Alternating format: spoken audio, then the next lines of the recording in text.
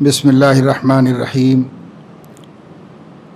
نحمدہ ونصلی ونسلم علی رسولنا الکریم اما بعد قال اللہ تبارک و تعالی کل نفس ذائقۃ الموت وانما توفون اجورکم یوم القیامہ فمن زحزح عن النار وادخل الجنۃ فقد فاز وما الحیاۃ الدنیا الا متاع الغرور۔ آج صبح کی اولین ساعتوں میں یہ خبر سارے عالم میں نشر ہوئی کہ ازہر ہند دارالعلوم دیوبند کے شیخ الحدیث اور وہاں کے صدر مدرس اور ہزاروں علماء کرام کے اور مشائخ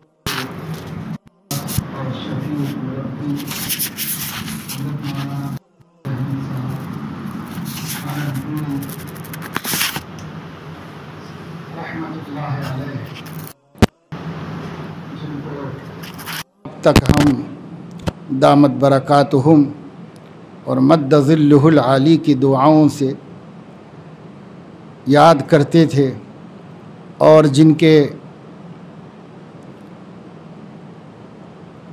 ہمیشہ رہنا ناممکن ہونے کے باوجود رہنے کی آرزو اور تمنا کرتے تھے، جن کے علم و فضل سے فائدہ اٹھایا جاتا تھا، جن کے ورع و تقوی کی ایک مثال قائم تھی، جو اپنے اسلاف کی یادگار تھے اور اپنے اساتذہ کے علوم کے امین تھے، اب وہ الی رحمت اللہ سفر کر گئے اور داعی اجل کو لبیک کہا۔ بہت دنوں سے صحت ناساز چل رہی تھی، لیکن ہمت و حوصلے کی داد دینی چاہیے کہ وہ ابھی اس رمضان کی ابتدائی دنوں میں بھی تو تراویح کے بعد قرآن مجید کی مختصر تفسیر کر رہے تھے، درس دے رہے تھے، جس سے لوگ گھروں میں بیٹھ کر اپنے اپنے عالم بھر میں استفادہ کر رہے تھے۔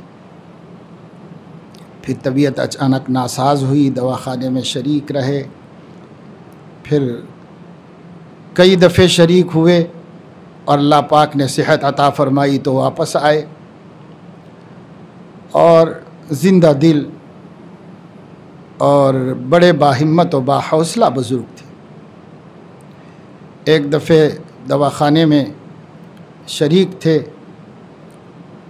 تو میں نے ان کے صاحبزادے کا فون نمبر حاصل کیا خیریت دریافت کرنے کے واسطے، اور فون ملایا تو شاید وہ فون انہی کے قریب میں تھا، انہوں نے ہی اٹھایا۔ میں نے کہا کہ آپ مولانا رشید احمد صاحب ہیں؟ تو جواب ملا کہ میں سعید احمد بات کر رہا ہوں۔ مولانا عبدالقوی صاحب بولیے، کیا حال چال ہیں آپ کے؟ تو میں نے کہا حضرت آپ ہی کی صحت دریافت کرنے کے لیے فون کیا تھا۔ کہا الحمدللہ بہت اچھا ہوں، اللہ کا کرم ہے، اللہ کا فضل ہے۔ تو ایسے باہمت آدمی تھے،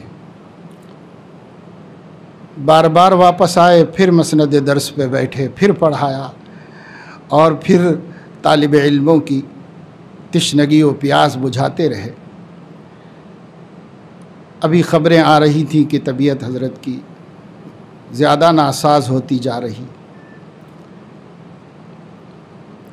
دعائیں یہی کی جا رہی تھیں ساری دنیا میں کہ اللہ انہیں پھر شفا عطا فرمائے، اور پھر علم کی اور حدیث کی اور نبی کی خدمت پر واپس تشریف لائیں، لیکن اللہ تعالیٰ کو یہ منظور اب کی دفعہ نہیں ہوا۔ اللہ تعالیٰ نے اپنے پاس طلب کر لیا، اور وہ اللہ تعالیٰ کی بارگاہ میں ان کی روح پہنچ گئی۔ یہ کتنا بڑا صدمہ ہے، کتنا بڑا حادثہ ہے، جو علم کے قدرداں ہیں وہ سمجھ سکتے ہیں، جنہیں اللہ کے نیک بندوں کی دن بدن کمی ہوتی ہوئی نظر آ رہی ہے۔ جو اللہ کا خاص بندہ اٹھ رہا ہے اس کی جگہ خالی نظر آ رہی ہے۔ ان لوگوں کو جتنی تکلیف ہوگی اور جتنا اس جدائی کا صدمہ ہوگا وہ اپنی جگہ پر بجا ہے، لیکن یہ اللہ تعالیٰ کا نظام ہے۔ اللہ تعالیٰ امت مسلمہ کو اور بالخصوص دارالعلوم دیوبند کو ان کا نعم البدل عطا فرمائے، اور ان کے متعلقین کو صبر اور اجر نصیب فرمائے۔ ان کے متعلقین نہ صرف ان کے گھر اور خاندان والے ہیں، بلکہ ایک پوری دنیا ہے جو ان کے متعلقین ہیں، جو ان کے صحت مند ہونے کے متمنی تھے اور ان کے فراق کے غم کو محسوس کر رہے ہیں۔ لیکن ہم مومنین کا اللہ تعالیٰ پر اعتماد ہے۔ جو اللہ کے فیصلے ہوتے ہیں سب خیر ہوتے ہیں، بہتر ہوتے ہیں۔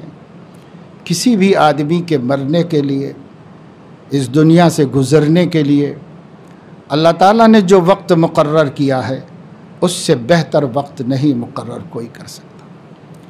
حضرت حکیم صاحب رحمۃ اللہ علیہ، حکیم اختر صاحب کی اہلیہ کا انتقال ہوا تو فرمایا کہ ساری دنیا کے عقلاء مل کر میری بیوی کے مرنے کا اچھا وقت مقرر کرتے تو اتنا اچھا نہیں کر سکتے تھے جو میرے مولا نے کیا ہے۔